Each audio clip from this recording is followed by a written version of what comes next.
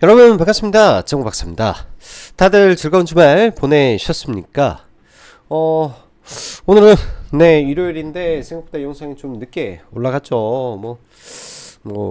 주말 사이에 이런저런 경조사 일정이 좀 많다 보니까 특히 이제 또 결혼식 일정이 있어서 지방에 다녀오고 하다 보니 예상보다 서울에 좀 늦게 도착했고 자료 보고 하니까 벌써 시간이 8시 40분이 되었던 것 같습니다. 또 지난주 목요일 날은 영상을 좀 잘못 올려가지고 시간이 안 돼서 찍어놓은 영상을 좀 안 올리고 그냥 카페 글로만 이렇게 마감을 했었는데요. 금요일, 이번 주 목요일, 금요일 사실상 시장에 저 PBR 관련주들이 대폭등을 하면서 그나마 금요일 날은 이제 코스닥 기업들도 반등을 해줬으니까 그나마 다행인데, 워낙 시장이 차별적으로 움직이는 흐름이 강했던 한 주였던 것 같습니다. 코스닥은 그래도 금요일날 2%, 코스피도 거의 3% 가까운 상승이 나와서 그나마 이제 좀 한숨 돌리긴 했는데, 이러한 기조가 설 전까지 이어질 수도 있겠다라는 생각이 약간 좀 들기 때문에 그런 관점에서 이제 시장을 좀 바라보도록 하겠습니다. 사실 과거에 이 국내 코스피 시장에 초대규모 자금이 들어오고 난 이후에 단기 상투를 찍었던 부분도 상당히 많았어요. 사실 돈이 역대급으로 들어오는 거는 당연히 좋은 일이지만 그 이후에 단기 또 급발진했다가 많이 빠지는 경우도 많아가지고, 이번에 이제 특히 금요일날 들어왔던 외국인들의 현물 플러스 선물 매수는 국내 주식 역사상 단일 기준으로 가장 많은 자금이 들어왔고, 그러한 기록을 갱신한 최고의 매수가 들어왔던 하루이기도 합니다. 그만큼 하루에 현 선물 3조를 산다라는 거는 역대급 매수가 좀 몰린 거죠. 역대급 매수가. 그러면서 기아차, 현대차, 그리고 대형주들, 상당히 많은 대형주들이 적게는 5%, 많게는 7, 8%대, 그리고 기아차 같은 경우에는 12%, 그리고 시간의 상승까지 더한다면은 거의 14%가 올라갔기 때문에 일주일 사이에 이러한 대형주들이 거의 준상한가가 하나씩 나왔다라고 할 수 있을 것 같습니다. 시가총액이 1, 2조짜리 기업들은 아니잖아요. 근데 그만큼 정책 수혜가 제가 생각했던 것보다 훨씬 시장에 강하게 돌면서, 사실 이쪽 종목군들을 매매하지 않았더라면 이번 주 사실 그닥 재미가 없었을 수도 있었겠다라고 생각이 드네요. 저도 매매를 하루에 금요일 같은 경우에는 목요일날 종배해서 들어온 종목 하나랑 현기차 아침에 시가 간 거 보고 성화이텍 회원님들하고 돌파 매매 관점에서 들어가서 매매한 이후에는 사실 그 이후에 이제 단기 선물 쇼패팅 하나 했다가 이건 아닌 것 같다 라는 느낌이 금요일날 말 그대로 강하게 들었습니다. 말 그대로 어마무시한 수급이 들어왔기 때문에 하방을 볼 그런 게 아니라 상방을 봐야 되는 관점이라, 사실 현기차 베팅을 하려다가 말았네요. 그만큼 현기차의 수급이 막강했던 금요일의 시장이었습니다. 자, 그럼 종합적으로 시장 보면서 마감하도록 하죠. 코스피 역사상 사상 최대 3조 매수가 발생을 했습니다. 이걸 어떻게 생각해야 될까요? 정책 수혜 기대감이 쉽게 죽지는 않는 상황 속에 이슈를 체크해 볼 필요가 있을 것 같습니다. 말 그대로 정부에서 저 PBR 관련해서 밸류업 프로젝트를 돌입하는데, 과거 몇 번 있었습니다. 국내에서 이제 노무현 정부 때 2004년도부터 2007년도까지 발생했던 이 지주사들의 대폭등 랠리가 한 차례 펼쳐졌었는데요. 그 당시에는 사실 그런 지주사 랠리도 랠리였지만은 중국 시장의 이 개방과 함께 이런 그 굴뚝산업 관련 종목군들이 엄청난 상승을 보였었고, 지주사들이 대폭등하는 흐름이 많이 나왔었죠. 3대 개혁 개방 정책 해가지고 그때 좀 있었었는데, 기업 이제 이런 지주사 관점에서 기업을 비상장 자회사 공개해야 되고 이런 부분들이 이제 부각이 되면서 엄청나게 외국인들이 선호를 하면서 외국인들 거래 대금이 대폭 증가했던 시기가 2004년도였던 것 같습니다. 그 이후에 이제 그때 뭐 장하상 펀드로 유명했던 부분도 있었고요. 그 이유가 지나서 또 다시 한번 이런 지주사라든지 정부의 강력한 이 정책 드라이브가 걸리는데, 사실 저도 이거를 굉장히 간과하지 않았나라는 뭐 후회 섞인 후회가 좀 됩니다. 이쪽이 이 정도 강력한 수급이었으면 사실 충분히 베팅을 해봤을 수도 있는데, 24일 날에 변했던 수급의 변곡에 대한 이해도가 사실상 낮았던 거라고 저도 판단을 하고 시장을 주말 동안 많이 복귀를 했던 것 같아요. 자, 미국 시장 매우 강력합니다. 금요일 날도 또 나스닥이 0.7% 상승을 하면서 굉장히 뜨겁게 올랐는데요. 일단 뭐 다우나 S&P 500 같은 경우에는 애플이 테슬라가 좀 못 올라가다 보니까 지지부진한 흐름인데, 나스닥에 속해 있는 이런 엔비디아, 아마존, 메타 뭐 폭등을 하면서 나스닥 지수를 다시 신고가 영역까지 끌어올렸고요. 금요일날 시장은 뭐 양 시장 다 강한 상승세가 이어졌고, 특히 코스피 같은 경우 시총 우량주들은 3.5%가 올랐죠. 코스닥도 150 위주로 시총 상위 2.77%가 올랐기 때문에 굉장히 강력한 흐름이 발생을 했습니다. 원달러 환율도 소폭 내려가긴 했는데 큰 폭의 하락은 좀 없었고요. 가장 중요한 거는 수급이죠. 선물에서 1조 3천억인데 현물에 2조 가까이 들어오는 역대급 매수를 외국인들이 하면서 뭐 기관의 수급을 거의 압도하는 정도의 수급이 들어오면서 시장 대폭 끌어올리는 모습이 금요일날 발생을 했습니다. 연 이틀간 현물에서 3조를 긁어 가버렸는데요. 이 과정 속에 현기차에 1조가 들어왔고, 뭐 삼성전자도 일부 들어왔지만은 대부분의 금융주, 보험, 뭐 시총 상위 종목군들의 골고루 어마어마한 수급이 들어오면서 일단 코스피를 들어 올리는 부분이 발생을 했기 때문에 굉장히 강력한 상승이 발생을 했습니다. 사실 이 구간에서 이제 제가 카페에 올려놨었는데 저희는 매수는 못했습니다. 좀 더 떨어지면 매수하려고 했는데 매수 못했는데, 이 당시 뭐 레버리지 투자했던 분들은 뭐 단기에 지금 한 20% 이상의 수익이 나버렸을 거라고 생각을 하네요. 이게 이제 코스피 지수의 흐름이고요. 이렇게 가다가 이제 대형 주들이 보통 이런 흐름이 나오죠. 이렇게 쫄쫄쫄 가다가 마지막에 급락하고 바닥 잡으면 급반등하는 흐름이 많이 나오는데, 이런 흐름에서 엄청난 뭐 단기 이렇게 하락의 각도를 또 V자로 올려버리는 시장에 이벤트가 발생을 했고, 코스닥은 그거보다 상대적으로는 조금 미진한 모습인데요. 뭐 코스피 따라서 동반 급등을 해주기를 일단은 바라는 수밖에 없고, 강력한 하락을 일단 넘어서는 흐름이라 월요일날 이런 5일선, 10일선을 안착하는 흐름이 나오는지가 중요할 것 같습니다. 근데 아무래도 코스피가 수급이 월등하고 코스닥이 상대적으로 수급이 약하다 보니까 이런 부분에서 코스피가 솔폭 눌려줄 때 오히려 코스닥이 올라가지 않을까, 그런 생각도 조심스럽게 해보고요. 그런 생각도. 자, 지난 한 주 미국 주요 기업 실적 발표, FOMC, 파월 연설 등을 거치며 미증시도 하락과 상승을 동반한 흐름이 전개되었으나 여전히 강한 상승을 유지하고 신고가 부근에 유지하고 있습니다. 지난 구글, 인텔의 실적 이슈, 파월 3월 금리 인하, 부정적 이슈의 급락한 흐름에 메타, 아마존의 실적에 환호하며 고용 서프라이즈로 인한 고용이 아니라 고용 서프라이즈로 인한 채권 금리 상승을 무시하고 상승하고 있는데, 미 증시는 그나마 천문학적인 자사주 매입 소각과 기업들의 20-30%씩 증가하는 이익에 크게 놀랍지 않은 흐름인 것 같기도 합니다. 미국은 명확하게 AI로 귀결되며 메가캡이 이끄는 시장의 흐름이 명확하고, 그중 애플과 테슬라가 좀 처지고 있다라고 볼 수 있습니다. 전부 다 이거는 실적의 증가 폭에 의해서 종목군들이 명확하게 움직이고 있는 부분이고요. 국내의 경우 1월 24일 정부의 기업 밸류업 프로그램 이슈부터 시장의 흐름이 완전히 뒤바뀌는 흐름이 전개되다 보니 이에 따른 희비가 확실히 갈려버린 한 주였습니다. 코스피 기준 금요일 현선물 3조라는 역사상 최대 외국인들의 매수가 유입이 되면서 코스피 지수는 목금 연이틀 급등하는 흐름을 보여주었고, 저 PBR 관련 기업들이 여전히 무더기 급등을 하는 모습을 보여주었는데, 그나마 금요일은 그래도 코스닥도 일정 부분 따라가 주면서 양시장 동반된 흐름을 보여준 건 다행이었던 것 같습니다. 저 PBR 관련주 여기서 더 갈 것인가 고민도 많이 되고 생각도 많이 하게 만들지만 저는 트레이딩 해볼까 합니다. 현기차 수급이 빡세게 들어왔기 때문에 그에 맞춰서 조정시 바볼 생각은 가지고 있고요.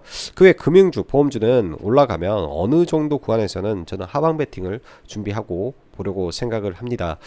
정부 정책이 2월 중순이 아닌 현재 2월 말경 발표 및 세미나 개최, 그 이유는 의겸 수렴 후에 3월 말 확정이다 보니 중간중간 상승과 하락이 반복될 것 같고, 저 PBR 이라고 다 가는 것도 아닐 것이고, 최근 올라온 친구들을 보면 명확히 구분은 됩니다. 저 PBR이고 순현금 보유량 상위 종목이며 실적이 괜찮은데, 그리고 외국인 투자 비중, 외국인 보유 비중이 막대하게 높은 기업들 위주로만 강력한 슈팅이 나왔습니다. 그렇지 않은 기업들이 상대적으로 떨어집니다. 제가 전부 다 확인을 했습니다. 왜 그런 현상이 있었을까에 대한 생각을 많이 좀 해봤던 부분이고요. 정부의 방향은 저 PBR에 이 레벨업을 시키는데 지수를 만드는 게 이제 가장 포커스를 가지고 있다라고 생각이 드는데요. 즉 이번 현 정부의 이 포커스는 기업 밸류업을 시켜서 저 PBR 지수까지 만드는데 일단 기본적인 포커스를 맞추고 있다. 저 PBR ETF를 출시를 해서 이러한 ETF로 인한 뭐 기관이라든지 연기금의 자금, 그다음 개인 투자 자금을 모으겠다라는 포커스를 갖추고 있는데, 이 저 PBR ETF에는 단순하게 이제 저 PBR이라고 해서 들어가는 것이 아니라 여기에 이제 순현금 보유 비율과 순자산 대비 얼마나 이익을 창출할 수 있는지를 나타내는 ROE 비율이겠죠. 즉 ROE가 높으면서 PBR이 낮은 기업들에 대한 주가 릴레이팅이 강력하게 들어왔다라고 보여집니다. 사실상 우리 상장사 중에서 ROE는 높고 PBR이 낮고 순현금 보유가 가장 높았던 기업이 바로 기아였더라고요. 그렇기 때문에 뭐 실적도 좋은데 이 밸류에이션 상으로는 봤을 때는 뭐 지금은 제가 주말에 뭐 포드나 GM이나 폭스바겐이나 이런 기업들의 실적과 현 밸류에이션 등을 보면은 거의 수렴해 버렸습니다. 기아 같은 경우에는 그들 기업과 왜 예를 들어서 GM이 시가총액이 60조이면서 차량 판매 대수가 이제 500만 대죠. 500만 대. 기아가 이제 한 380만 대 정도 되고요. 영업이익 측면에서는 이제 GM이 15조 정도, 15조에서 이제 뭐 어떻게 나올지 모르겠는데 거의 뭐 19조 정도, 19조 정도 보는데 현대차가 15조, 그다음에 기아가 11조죠. 그다음에 포드가 한 10조 좀 넘은데 이제 50 몇 조, 이렇게 보면은 거의 대등소이한 상태가 되어 있습니다. 그다음에 뭐 도요타 같은 경우에는 뭐 실적 좋죠. 실적 40조, 44조, 45조 정도 하기 때문에 4배 정도 더 비싼 부분이고, 차량 판매 대수 1,300만 대, 국내 뭐 현기차 차량 판매 대수 7,780만 대, 뭐 이렇게 계산을 해보면은 뭐 고만고만한 수준에서 거의 비슷하게 밸류가 올라와 있구나 정도 생각을 합니다. 그럼 여기서 추가적으로 좀 갈 수는 있겠지만은 이게 막 폭등하고 하려고 하면 숏 스퀴즈가 터져버리면은 그게 가능하겠구나 라고 일단은 생각을 해야 되는 게 맞을 것 같고요. 얘네 자동차 회사들이 왜 전 세계적으로 높은 밸류를 받지 못하냐 라는 거는 이 자동차 판매 대수라는 게 기하급수적으로 늘어날 수가 없는 구조에서 그동안은 또 그게 좀 있었죠. 이 전기차로의 전환 속에서 이 내연기관차의 판매가 줄어들고 이 전기차 판매가 늘어남으로 인한 밸류 이 삭감이 좀 있다 보니까 좀 그랬었는데, 이번에 좌우지간 토요타 이슈까지 붙으면서 현기차가 굉장히 강력한 수급이 좀 들어오는 것 같습니다. 이 수급에 깃대어 뭐 단기 트레이딩 정도는 한번 고려해 볼까 생각을 하고, 금요일도 사실 그런 생각을 좀 했어요. 개인적으로는 뭐 성화이텍을 회원님들하고 같이 매매는 했는데, 중소형주가 예전 같으면은 상한가에 가야 되는데 좀 못 가는 걸 보면서 참 많은 생각을 좀 하게 됐습니다. 좌우지간 좀 그렇고요.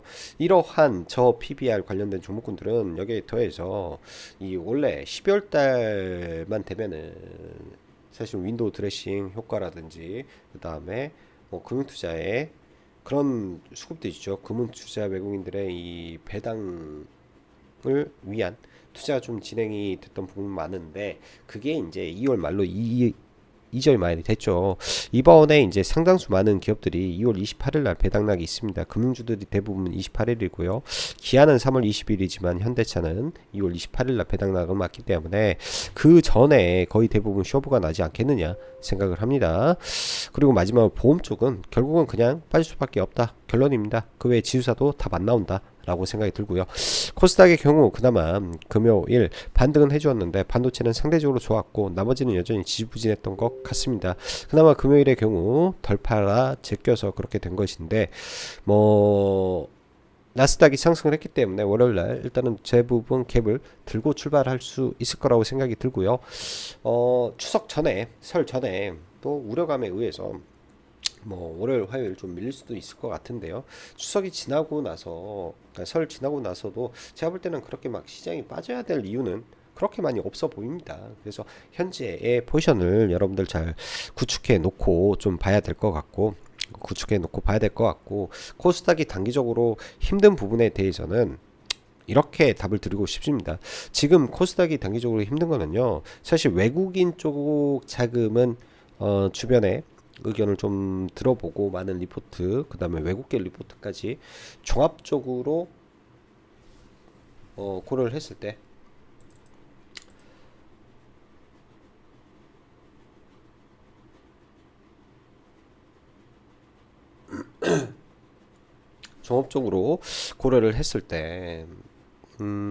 외국계 신규 자금이 상당 부분 좀 들어온 것 같다. 특히나 이제 현기차는 제가 볼 때는 여기에 플러스 알파가 토요타 사태다.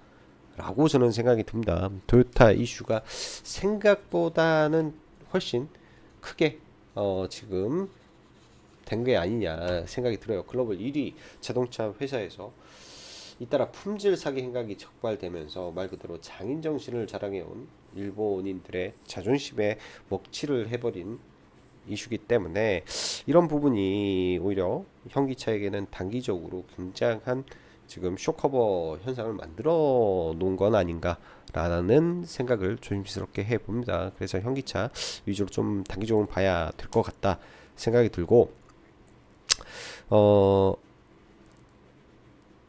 코스닥 같은 경우에는 이러한 흐름 때문에 단기적으로는 좀 그래요. 이 제한된 자금을 가지고 운영하고 있는 투신과 사모펀드가 이제 신규 자금이 많이 안 들어온 가운데 벤치마크 수익률을 따라가기 위해서는 어쩔 수 없이 그 현금을 마련해서 사야 되기 때문에 그런 과정에서 코스닥을 팔고 코스피 저 PBR 종목군들을 들어간 게 아닌가. 그러면 이런 흐름이 조만간은 또 마무리가 될 겁니다. 그 시점에 바닥을 잡고 또 급격한 반등이 나올 수 있을 거라고 보고 있기 때문에 그런 점 참고해서 보시면 좋을 것 같네요. 자, 종목들 좀 보고 넘어가도록 하죠. 뭐 시간의 종목군들은 제가 볼 때 뭐 특별한 거는 많이 없었던 것 같고 시간의 종목군들은 원전 관련된 종목하고 뉴프렉스, 뭐 메타 관련해서 좀 올라간 거, 그 다음에 현대인프라코어 자사주 매입 이슈 때문에 좀 올라간 거, 이게 좀 전부고요.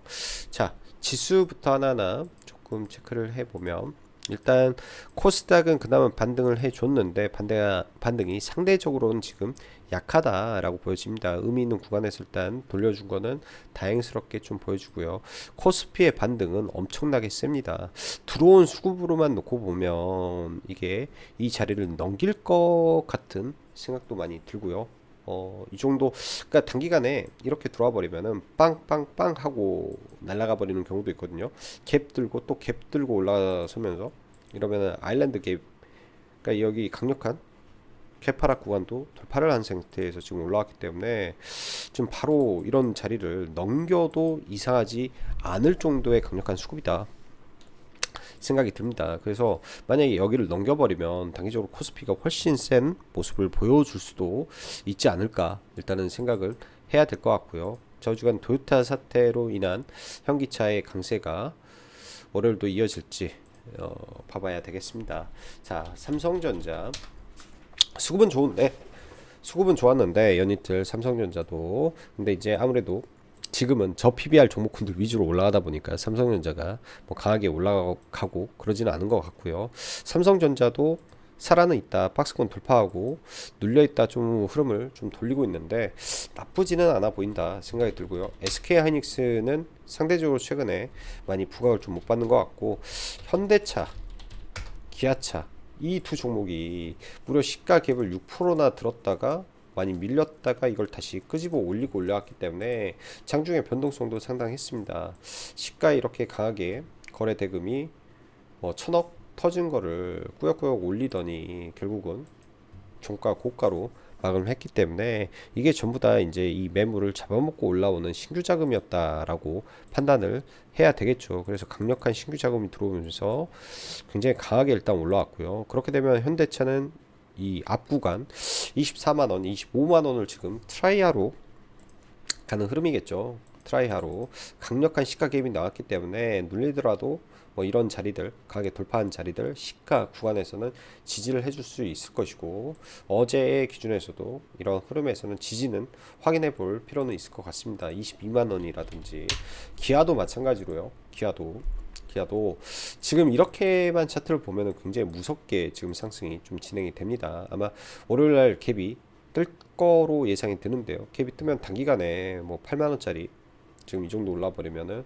월봉 기준에서 좀 돌파하고 이 박스권 돌파한 크기보다 더 크게 올라와서 쭉 올라가기는 쉽지는 않을 것 같은데, 단기적으로 슈팅이 좀 나올 것 같다 정도 보여주고, 나오게 된다면 월봉상 이런 최대치 13만 5천원 까지 열려 있을 수도 있겠다. 이거는 숏 스퀴즈가 터지면 그러겠죠. 그래서 이런 구간들 흐름까지 지금 가려고 하는 거 아닌가 라는 생각이 단기적으로 듭니다. 그래서 뭐 조정 받고 눌렸을 때 트레이딩 관점에서 좀 봐야 되고요. 이런 급등주 지금 대형주가 3일선을 탔다라는 거, 지금 여기 빨간색이 3일선인데요 3일선을 탔다라는 거는 지금 초급등 중에 있다라고 봐야 됩니다. 말 그대로 지금 초급등 중에 있는 상태고요.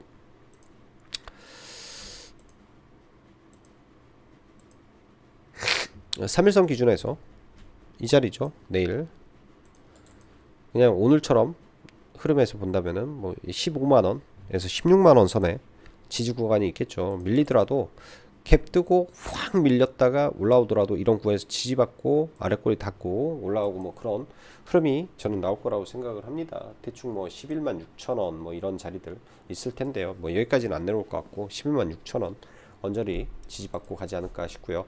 금요일날 사실 어제 목요일날도 성화이텍을 좀 매매해볼까 하다가 목요일날도 안 했었는데, 바닥권에서 항상 이런 초대량 거래가 발생을 하면 우리는 진지하게 생각을 해야 되겠죠. 초대량 2천억짜리 거래가 발생을 하고 그 다음날 성화이텍도 시가를 3% 뛰었습니다. 현대차가 6%가 떴기 때문에 당연히 성화이텍을 보고는 있었는데요. 일단 오전에 시가로는 좀 못 들어가고 시가 이후에 이 눌림봉 이 봉에서 아마 저희가 들어갔던 것 같아요. 여기서 추천을 여기서 드렸던 것 같은데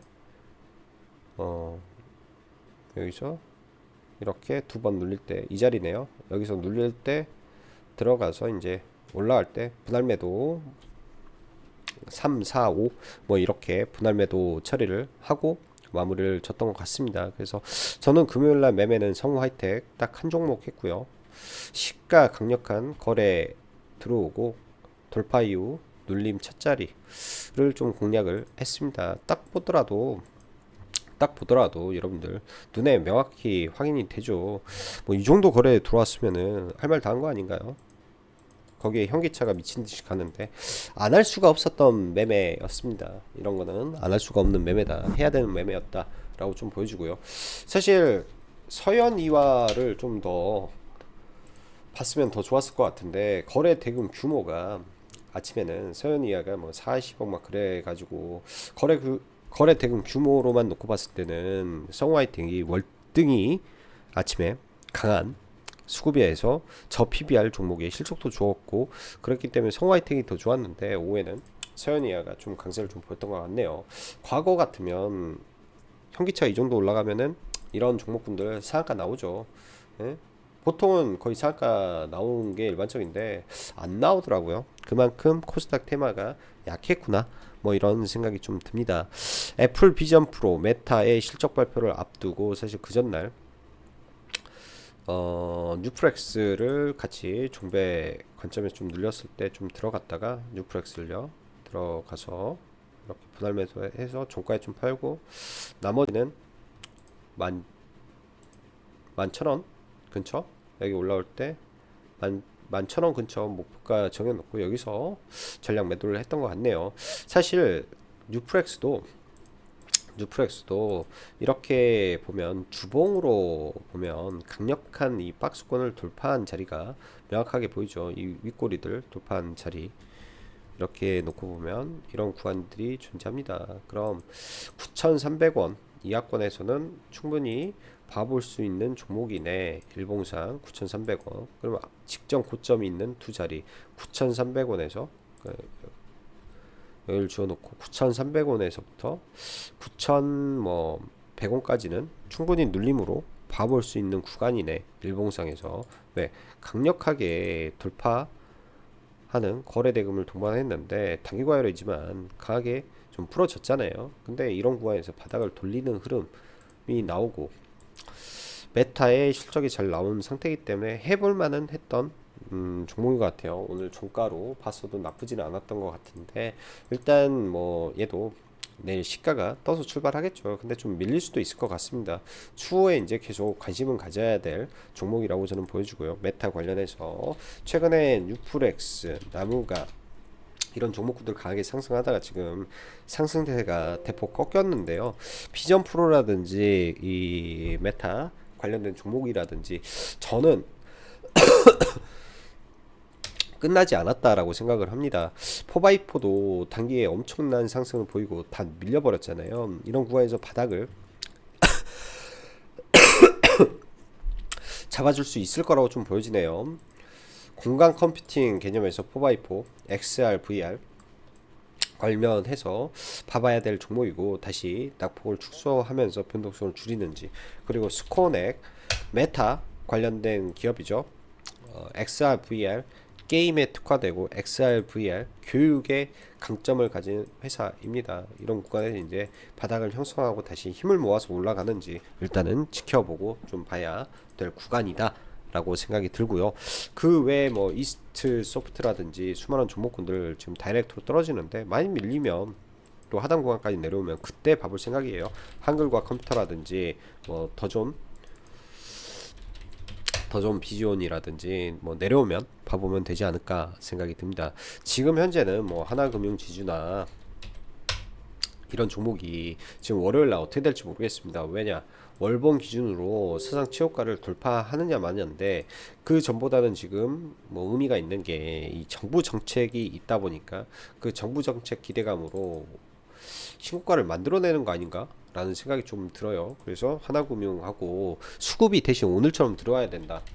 신한금융지주, KB금융지주 전부 다 신고가를 지금 목전에 뒀는데 올라갈 때는 더 강력한 자금이 들어오면서 뚫어야 되기 때문에 오늘 같은 수급이 들어온다면 해볼만 할 수도 있을 것 같습니다. 수급 매매로. 그래서 그런 수급이 들어오는지 체크를 해보고 봐야 될 것 같고요. 2차전지 에코프로 BM이나 이번 주 실적 발표가 있죠. 이번 주 실적 발표가 그 실적 발표 때 실적 쇼크로 많이 빠진다면은 매수의 기회로 생각을 하고 있습니다. 그리고 에코앤 드림 전구체 대장 종목에서 지금 굉장히 또 강력한 상승을 좀 보여줬는데요. 얘도 박스권으로 움직일 확률이 좀 있어 보이네요. 그리고 엔캠 이 투자 경고를 피하면서 지금 가고 있어요. 시총 3조 에 육박했는데요. 여기에서 뭐 바로 갈 수도 있고 줄 수도 있는데 일단 이 박스권을 돌파하고 새 돈이 들어온 상태이기 때문에 옆으로 기다가 어찌됐든 20만원 트라이는 하러 갈 것이다 라고 저는 생각을 합니다. 20만원까지는 홀딩하고 가야 되고 HLB나 HLB 제약 뭐 이런 종목군들 지금 어찌 보면은 밈식으로 가는 종목군들 중에 HLB, 엔캠 이런 종목군들이 거의 밈으로 가버리죠. FDA 승인 기대감, 허가 기대감 등으로 밈식으로 가버리는데 그런 관점에서 돌파가 나오는지 정도만 체크를 하고 나머지는 시장을 천천히 봐봐야 될 것 같습니다. 자, 영상이 좀 늦었네요. 오늘은 여기까지 좀 마감을 하고 다음 한 주도 매매 잘 하시고, 네, 또 중요한 명절을 앞두고 있기 때문에 너무 무리하시지 않은 선에서 시장 대응 잘 하셨으면 하겠습니다. 자, 오늘도 영상 시청해 주셔서 진심으로 감사하고 여기까지 정박사였습니다. 감사합니다.